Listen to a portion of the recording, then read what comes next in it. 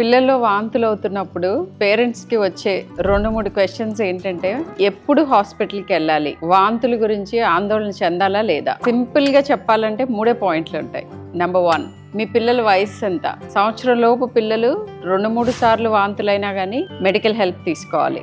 సంవత్సరం దాటిన తర్వాత 4-5 సార్లు అయితే వెయిట్ చేయకూడదు. వాంతులు గ్రీన్గా కానీ ఎల్లోగా కానీ రక్తం కానీ ఉంటే ఇమ్మీడియట్ ఎమర్జెన్సీకి వెళ్ళాల్సిందే. ఇలా కాకుండా తిన్న ఫుడ్డే 1-2 సార్లు అయ్యి ఆగిపోతే పర్వాలేదు.